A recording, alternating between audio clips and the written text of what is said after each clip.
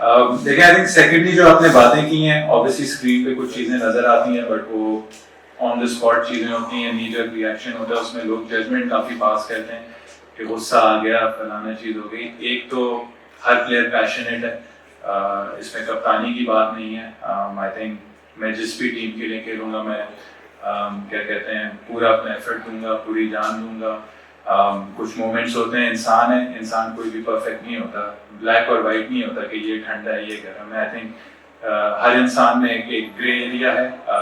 कुछ उसकी क्वालिटीज़ होती हैं जो ज़्यादा कामनेस की तरफ पॉइंट करती हैं, कुछ उसकी वो क्वालिटीज़ होती हैं जो वो होती हैं। तो एक मिक्सचर होता है, एक बैलेंस होता है। और आई थिंक वहाँ जहाँ हारिस वाला इंसिडेंट हुआ था उसमें मैं फोर्थ अंपायर के पास गया था क्लैरिफिकेशन के लिए, और फोर्थ अंपायर हमारे एंड से दूसरे एंड तक भाग गए थे। तो लोग समझ रहे थे कि मैं फील्ड पे जा रहा हूँ, मैं कोई चीज़ प्रोटेस्ट कर रहा हूँ, मैं कुछ प्रोटेस्ट नहीं कर रहा था। मैंने जो हाथ का इशारा भी किया था वो फोर्थ अंपायर को किया था कि वो उस तरफ दौड़ पड़े थे, तो मैं उनके पीछे दौड़ तो नहीं पड़ सकता था, बहुत बुरा लगता। तो आई थिंक इमोशंस में वो चीज़ थी। डिसीजन को रिस्पेक्ट किया, आउट था, थोड़ी क्लैरिफिकेशन चाह रहे थे कि उसने कैच कंप्लीट किया है नहीं। जहाँ तक शादाब का हुआ था, अगेन नो हार्ड फीलिंग्स, मेरे सबसे अच्छे दोस्तों में से शादाब आता है, बट उस वक्त मैंने रिव्यू लिया तो रिव्यू इसलिए लिया था क्योंकि मुझे पता था आउट नहीं है। उसने वाइट बॉल दे दी थी, तो मैंने उससे पूछा कि ट्राउजर को लगे और अल्ट्रा एज में ट्राउजर का निशान मतलब वो स्पाइक है कि आप वाइट वापस लोगे। उसने कहा वाइट वापस लूंगा लेकिन जो रिव्यू है वो आपका जाया हो जाएगा। तो मैंने बड़े हाफ हार्टेडली रिव्यू लिया। तो शादाब वहां से आए और कह रहे हैं कि टाइम खत्म हो गया। तो मैंने उससे कहा यार आप अंपायरिंग ना करें, आप अपनी जगह पे जाएं। तो वो इन द स्पिरिट, जब हम बिल्कुल फ्रेंडली खेलते हैं तब भी लोग बोलते हैं कि भाई बहुत ही दोस्ती यारी हो रही है, अंदर मिलके वो खेल रहे हैं। जब कोई गुस्सा दिखाता है तो वो कहते हैं कि यार ओवर हो गया। एक पैशनेट गेम है। आई थिंक फील्ड में होते हैं तो ऑब्वियसली आप अपनी टीम के लिए जो भी एज होता है वो गेन करने की कोशिश करते हैं, और इसमें कोई हार्ड फीलिंग्स नहीं है, कोई भी इसमें आप कह सकते हैं कोई इल फीलिंग किसी की तरफ नहीं। पर्सनली ऑफ कोर्स बिल्कुल एग्री करता हूँ कि उस तरीके से परफॉर्मेंसेस दी गई। आई थिंक PSL वो टूर्नामेंट था जहाँ मैंने ऑलमोस्ट एवरी ईयर परफॉर्मेंसेस दी हैं, अच्छी परफॉर्मेंसेस दी थी। उम्मीद हुई थी कि जो पिछले 6 साल से मुल्तान के लिए किया था वो इधर आगे कराची में भी उसी तरीके की परफॉर्मेंसेस देंगे। बट अनफॉर्चुनेटली एक टाइम आता है, स्ट्रगल किया काफ़ी इन द मिडिल, बैटिंग पे काफ़ी अफसोस है उससे पर्सनली।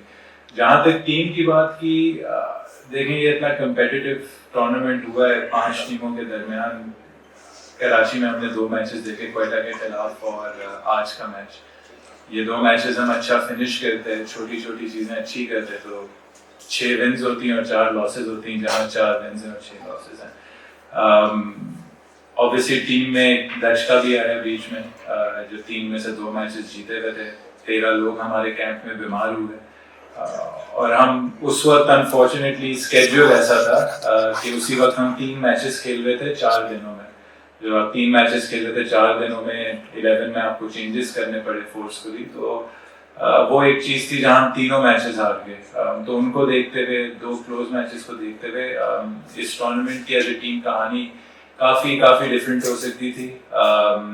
तो जहाँ तक टीम की परफॉर्मेंस है उससे मैं काफ़ी मुतमईन हूँ, क्योंकि देखें कुछ कल का भी हमने दोनों मैचेस देखे, उनमें से एक भी चीज़ हमारे फेवर में जाती वो स्टोरी डिफरेंट होती।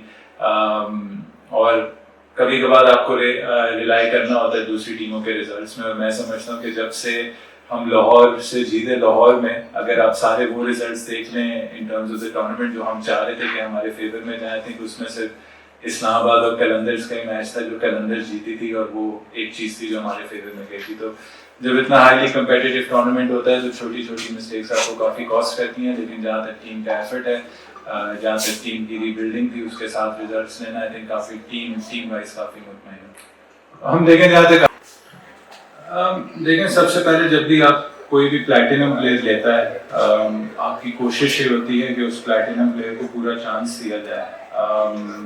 अनफॉर्चुनेटली वो स्टेप अप नहीं कर पाए, और जहां हमने स्टेप अप नहीं किया after a certain number of games हमने उस पर डिसीजन लिया। कभी भी इजी चीज़ नहीं होती, आप हमेशा स्टेप होते हो, आप कई जगह उनको बेनिफिट्स देते हो कि इस बंदे ने इन जगहों पर परफॉर्म किया। जो हमने कोशिश की थी कि नवाज को रावलपिंडी में खिलाते हैं, वहाँ उनकी एज अ बैट्समैन भी अगर देखें तो हमेशा कोई ना कोई सोच होती है कि इसने कहीं ना कहीं परफॉर्म किया है, कुछ ना कुछ टीम को एज दे सकता है।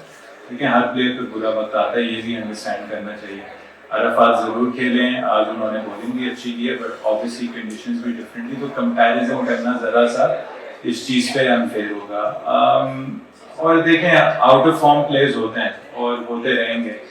कभी कभार एक मैच होता है, मैं आप लोगों को मिसाल दे सकता हूँ कॉलिन मनरो की, के इवन कल तक उनके नंबर्स इतने अच्छे नहीं थे, हालांकि उन्होंने 2-3 बड़ी अच्छी इनिंग्स खेली थी। कल उन्होंने single handedly even with an injury Islamabad को जिताया। तो जब आप प्लैटिनम प्लेयर लेते हैं, आप कोशिश करते हैं उसको बैक करने की, और उस सीजन में आपको ट्रस्ट करना पड़ता है, बट अनफॉर्चुनेटली प्लेयर्स पे बुरा वक्त आता है और वो उस तरीके से परफॉर्म नहीं कर पाते।